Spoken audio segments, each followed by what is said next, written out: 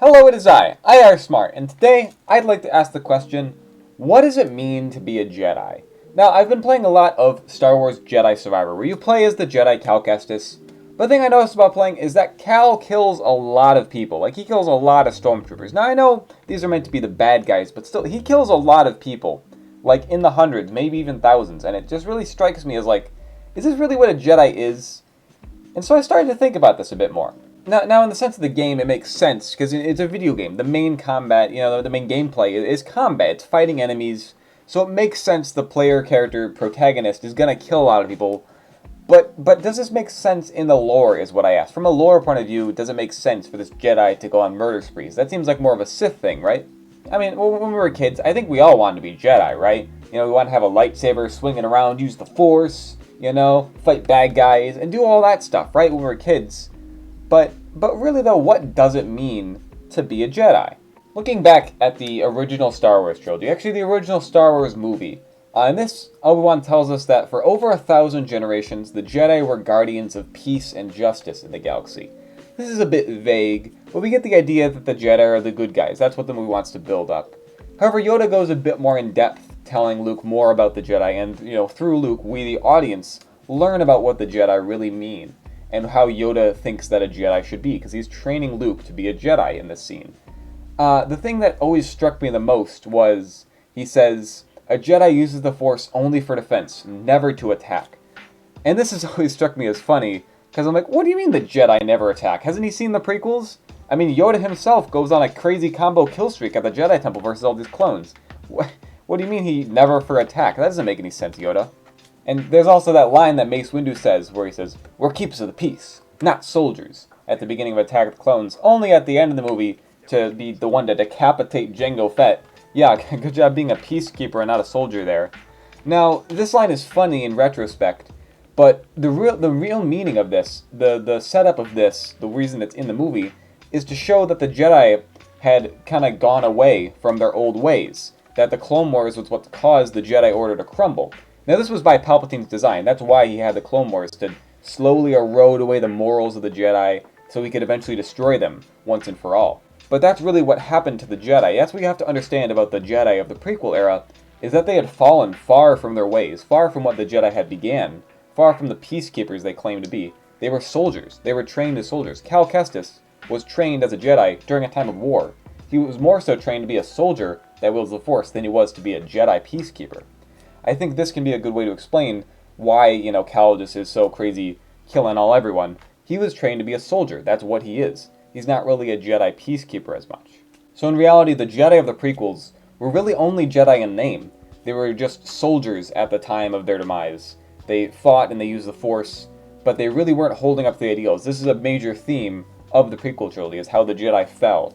And I imagine this must have greatly affected Yoda, because Yoda was hundreds of years old. He had seen the time of the High Republic, when the Jedi were at their prime, when they weren't just soldiers, they were real guardians of peace and justice.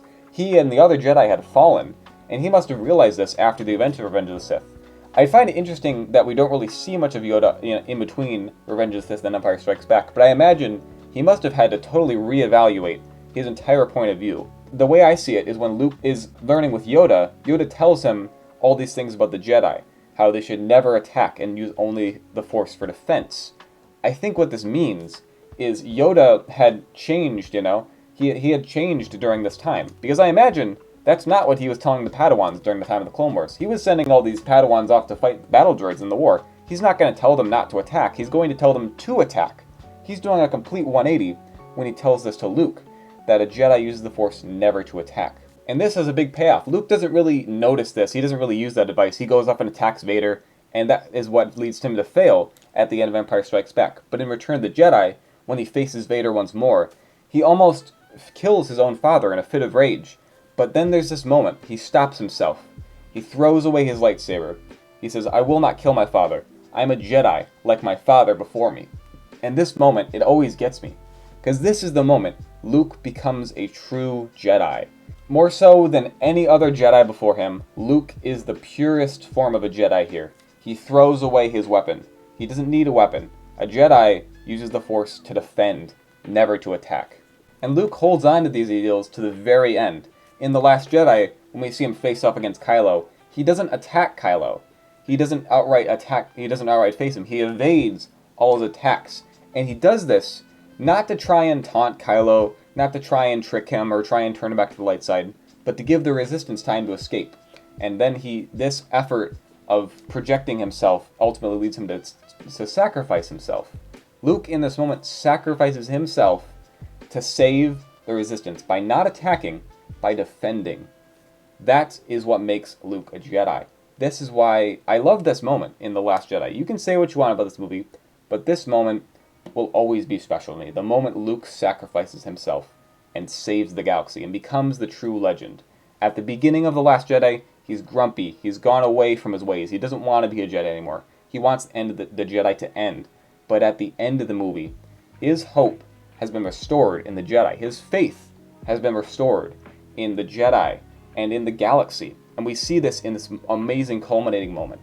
And that is why I love this scene so much.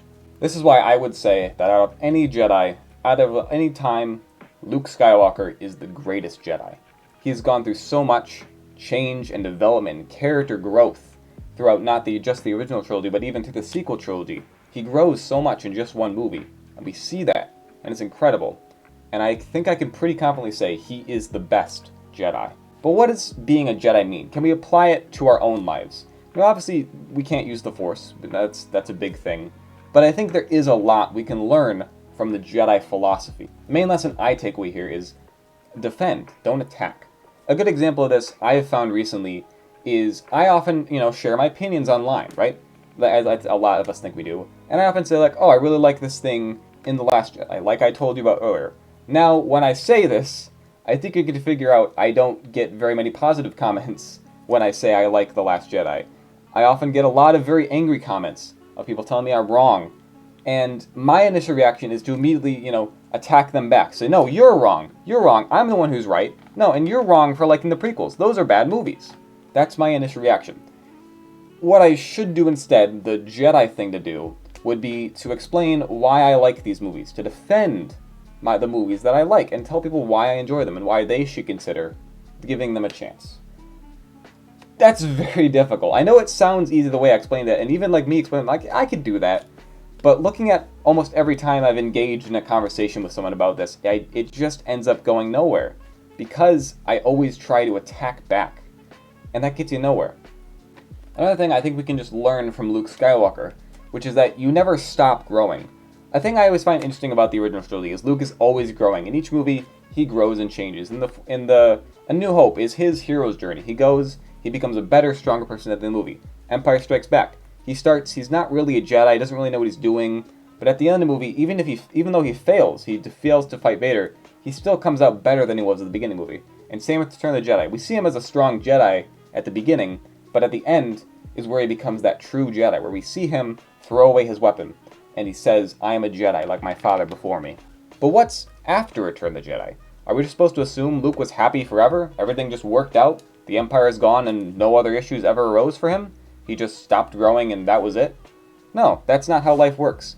The important thing to realize is that Luke still had room to grow. We see this in The Last Jedi. He goes from a grumpy old man to a man willing to sacrifice himself to save the Resistance and to save the galaxy one last time. He's still growing till the very end. That's a very big takeaway from life. We never stop growing. I'm a very different person than I was even a year ago, or a year before that. And I think in another year, I will again be a very different person. We're always growing. We're always changing. There's so much more we can learn about ourselves, about the world. We can always grow and change. I think that's important. I think that's just character development in real life. That sounds kind of silly, but that's what we do as humans. We grow, we change, we learn.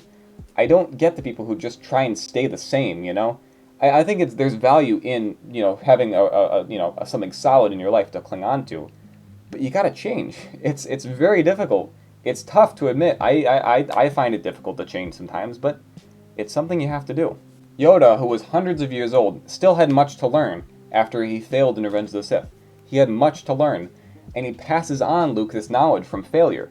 Again, another one of my favorite scenes is from The Last Jedi, where Luke and Force Ghost Yoda talk, and they have this conversation. And the line that always sticks with me, I love this line. Failure. The greatest teacher failure is. which is true. It's so true. It's just how it is. We fail in life so much. We always fail, but we get back up. We don't let that define us. Luke failed, Yoda failed, and even Rey failed. If you won't believe me, Rey did fail. But she still succeeds in the end because she learns from this failure. This is what it means to be a Jedi. Peace, serenity, all the other words that are just kind of thrown in this, oh, Jedi text, whatever, they have some meaning we can learn and interpret from our own lives. The biggest takeaways for me are just be less confrontational as a person, always grow and change, and be willing to grow and change, and learn from failure. These are the most important aspects of the Jedi philosophy that I think we can take and use in our own lives. I hope this made sense. I kind of had some ideas and I wanted to throw them together in a video. I hope you enjoyed. I love these Star Wars philosophy videos. They're very great for me. They're fun to think about, and I just overall enjoyed them. And I hope you did too. I like making videos like this. So let me know what you thought. And remember, the Force will be with you, always. Bye.